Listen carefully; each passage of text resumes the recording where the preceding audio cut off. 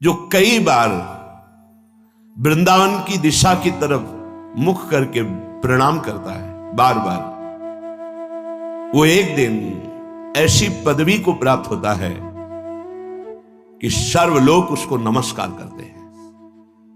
लौकिक उन्नति और पारलौकिक उन्नति दोनों की प्राप्ति के लिए श्री वृंदावन को प्रणाम करना श्रीपाद करे बहुत बड़ा साधन है। आप जहां हो वृंदावन की दिशा की तरफ मुड़कर बार बार प्रणाम करो। कल था कि एक बार जो प्रणाम करे वो जगत बंधनी हो जाएगा। आज कह रहे हैं चाहे जिस दिशा में हो, बस वृंदावन की दिशा की तरफ मुख करो और बार बार प्रणाम करो। वृंदावन कृपा करेगा तो सर्वोन्नतमो, उत्तम से भी उत्तम आपकी उन्नति कर देगा। सच्ची मानिए, सबको यही आश्चर्य होता है कि ऐसा कैसे हो सकता है, पर जो नहीं हो सकता है वो भी हो सकता है, जो हो सकता है वो तो हो ही सकता है, जो बिल्कुल नहीं हो सकता वो भी हो सकता है। ऐसा होता है कृपा का स्वरूप। वृंदावन को प्रणाम करने का मतलब समस्त रसिकों को प्रणाम करना, बड़े बड़े परमहंस जो यहाँ खगमृग पशु पंछी के रूप में उनको प्रणाम करना, और प्रिया प्रीतम को प्रणाम करना, यमुना जी को प्रणाम करना, रजरानी को प्रणाम करना, यहाँ की समस्त भगवत स्वरूपों को प्रणाम करना। वृंदावन को प्रणाम कर रहे हैं, इतना सुकृत आपको एक साथ मिल रहा है। इतने महाभागवत, इतने भगवत स्वरूप, इतनी महिमामय भूमि और प्रिया प्रीतम सबको प्रणाम पहुंच रहा है। इसलिए नमन मौलि वृंदा विपिन दिश सर्वोन्नतमो। जो अपनी उन्नति लोक परलोक की चाहता है वो वृंदावन को बार बार प्रणाम करे, ऐसा आदेश करते हैं श्रीपाद। और जो वृंदावन में रह रहे उनको तो प्रणाम करना ही है, क्योंकि हमारे प्रिया प्रीतम का परम सुख वर्धन करने वाला ये वृंदावन है। हम हृदय से और बाहर मस्तक से भी बार बार इस रच को प्रणाम करते हैं, इस धाम को प्रणाम करते हैं। कई बार प्रार्थना की है, अगर आप इस बात पर ध्यान दें तो कोई भी अपराध आपको परास्त नहीं कर पाएगा। जब आप शयन करने जाएं तो शैया में चढ़ने के पहले वृंदावन को प्रणाम करें, पंचांग हाथ जोड़कर आंख मूंदकर प्रिया प्रीतम का ध्यान करते हुए, हे वृंदावन धाम, हे वृंदावन धाम के व्यक्त अव्यक्त महान प्रेमी जनों, हमारे शरीर से, मन से, वचन से, जान में या अनजान में कोई अपराध बन गया हो तो मुझे क्षमा करना। प्रभु मैं आपकी शरण में हूं, मुझे अपराधी से अपराध बनना स्वाभाविक है, हे नाथ क्षमा कीजिए। जब जगे तब पहले वृंदावन को प्रणाम करके प्रिया प्रीतम का ध्यान करते, हे प्रभु ये जीवन आपको समर्पित है। हमारी दिनचर्या, प्रत्येक क्रिया, प्रत्येक वृत्ति आपके श्री चरणों से जुड़ी हो, ऐसे मुझे सामर्थ्य देना। अपनी दिनचर्या में लग जाओ, चाहे धामवासी हो या धाम के बाहर हो। यदि आप ऐसा करते हैं तो देखना आपकी आध्यात्मिक और लौकिक कैसे उन्नति होती है। बड़ी दिव्यता है समर्पण में, आश्रय में। मनाक प्रीतो वृंदावन भूमि समस्तः प्रियतमः। जिसने वृंदावन की भूमि से प्यार कर लिया, वास्तविक जीवन वृंदावन, प्राण वृंदावन, सर्वस्व वृंदावन, सदगुरु वृंदावन। मैं जीवित नहीं रह सकता वृंदावन के बिना, ऐसा जिसके हृदय में आ गया है तो कह रहे हैं समस्त प्रियतमों का प्रीतम बन जाएगा। क्या भाव है? समस्त प्रियतमों के प्रीतम है प्रियालाल, वो प्रियालाल का प्रीतम प्यारा बन जाएगा। प्रीतम ने तो सर्वश्रेष्ठ प्यारा, वो प्रिया प्रीतम का लाडला बन जाएगा जो वृंदावन से प्यार करेगा। सुनते थे पहले कि वृंदावन पकड़ लेता है, और समझ में नहीं आता था कि कैसे पकड़ लेता है। उनकी कृपा से कुछ कुछ समझ में आने लगा है कि कैसे वृंदावन पकड़ लेता है, कि वृंदावन के बिना हमारा कोई अस्तित्व नहीं है, हम जी नहीं सकते। वृंदावन ही हमारा जीवन है, वृंदावन के बिना हमारे जीवन का कोई अस्तित्व नहीं है। ऐसे पकड़ लिया, सोच नहीं। जैसे हम बिना श्वास के नहीं जी सकते, हम जैसे बिना जल अन्न आदि के बहुत दिनों तक प्राण धारण नहीं कर सकते, ऐसे वृंदावन के बिना हम जी नहीं सकते। जैसे श्वास थोड़ा समय कितने सेकंड रोक पाओगे, इसके बाद प्राण निकल जाएंगे। ऐसे ही जैसे मछली को जल से कितने समय तक अलग कर सकते हो, वो प्राण छोड़ देगी। ऐसी प्रीति हो जाए वृंदावन से, तो कह रहे वृंदावन क्या करेगा, समस्त प्रियतमों का प्रीतम बना देगा। समस्त प्रीतमों के प्रीतम है श्यामा श्याम, मतलब श्यामा श्याम का वो प्यारा ऐसा लाडला हो जाएगा कि जैसे भगवत रसिक जी कहते हैं, अगर एक पलक झपकने को भी मैं सेवा में हूं और नहीं देख पाए तो भगवत भगवत पुकारने लगते हैं। श्यामा श्याम कहाँ है भगवत रसिक जी? भगवत रसिक जी ने अपनी वाणी में लिखा कि अगर पलक झपकने के लिए भी इधर उधर सेवा में हो जाऊं तो पुकारने लगते, कहाँ है क्यों? इतना प्यार प्रिया प्रीतम करने लगे हैं। ये वृंदावन की कृपा।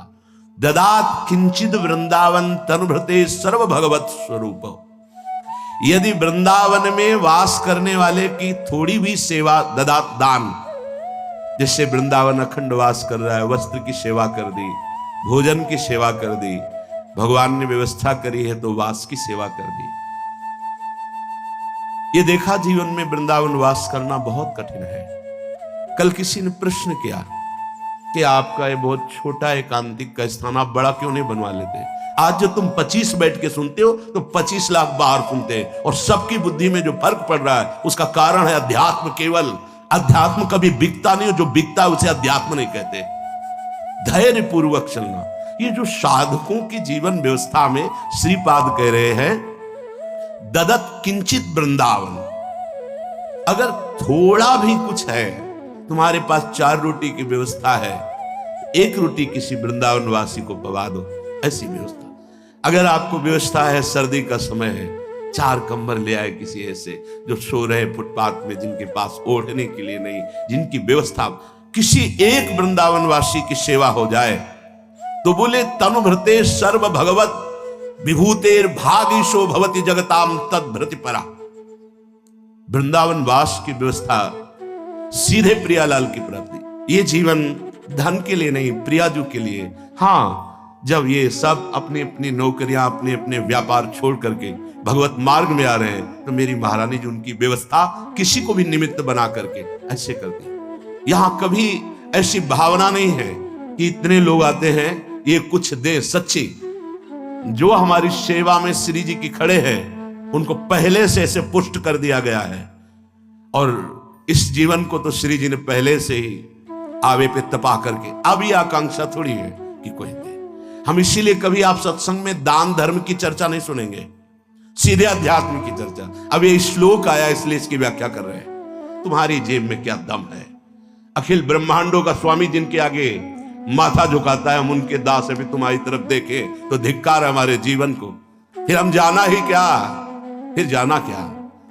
श्रीपाद कह रहे ददत किंचित वृंदावन तनुभृते सर्व भगवत विभूतेर भागीशो भवति जगताम तद्भृति परहा।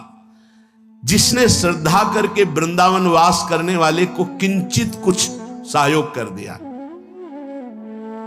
बड़ा भगवान का विचित्र खेल है। जब उनको जैसी व्यवस्था करनी होती, देखा है, अन मांगे आगे आवेगो, जो बल लागे पल को।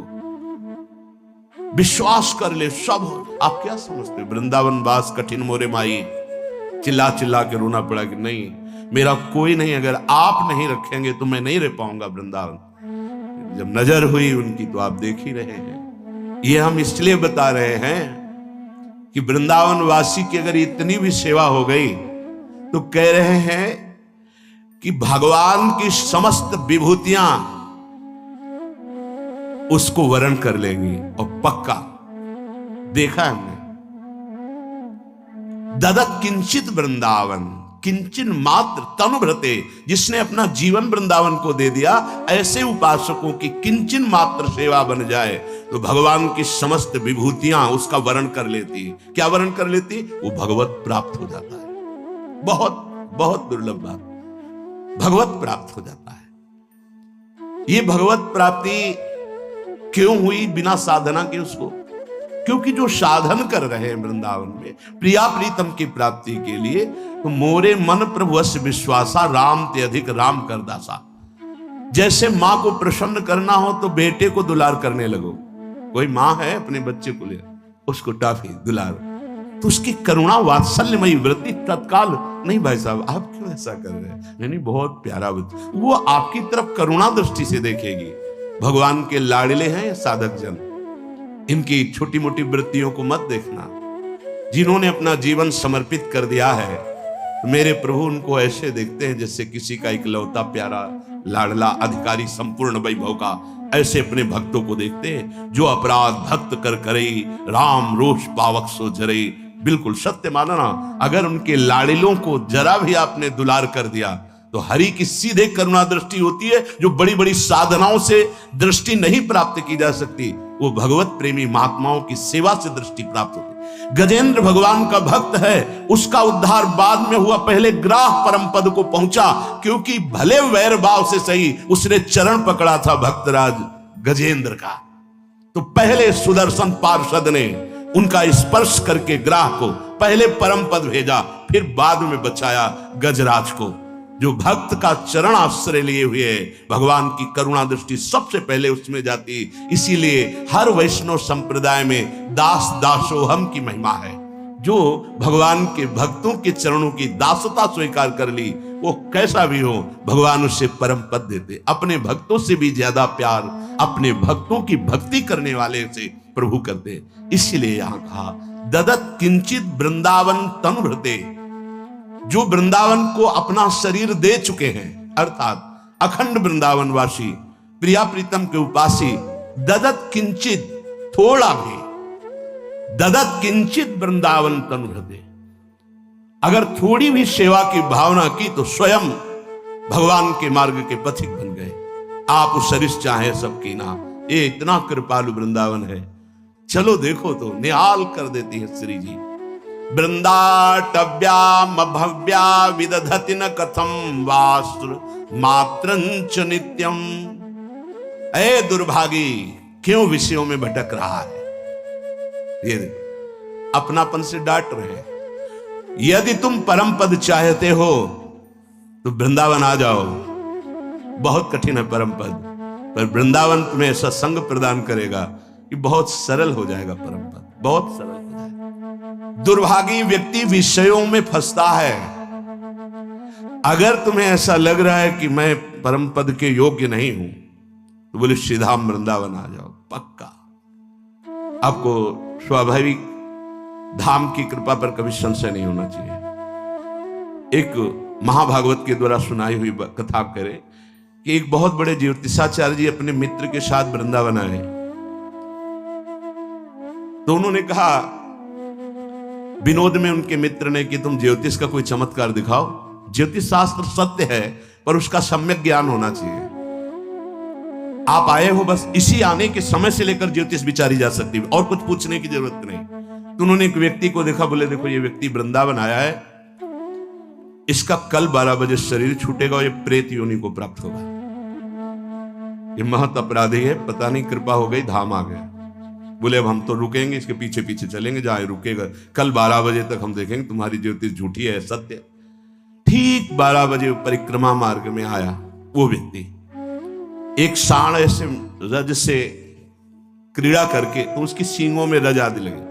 उसको एकदम काल का आवेश आया, उस व्यक्ति की पेट में अपने सींग ऐसे घोप दिए, तत्काल मर गया। जीव मरा तो पवित्र तपस्वी ज्योतिषाचार्य जी ने देखा, कहा देखो तुम 12 बजे वाली सीन केवल देख रहे हो कि मेरी ज्योतिष सत्य, मैं जो देख रहा हूं आश्चर्यचकित है।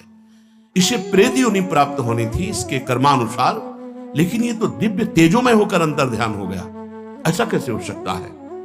तब उन्होंने वृंदावन के किसी महारसिक जन के समीप गए और उन्होंने बताया कि मुझे ज्योतिष के प्रभाव से तीनों कालों का ज्ञान है और मैं अपने जितेंद्रिय और संयमता पूर्वक तप पूर्वक रहता हूं। मैंने ये दृश्य देखा। तो उन्होंने कहा जो तुमने देखा उसके आगे की बात मैं बता देता हूं। उस सांड के सींग पर वृंदावन की रज थी। रज जो ही उदर में गई और उसके प्राण निकले तो प्रियाजू के पास सीधे वो पहुंच गया। जे रेणु पर मरिबो मंगल आए। कह रहे यदि परम पद की आकांक्षा है तो तुम वृंदावन धाम का आश्रय ले लो, बड़ी अद्भुत महिमा है। तुम धाम के रज का सेवन करो, धाम वास कर लो, जितने दिन कर पाओगे उतना ही तुम्हारा परम मंगल हो जाएगा।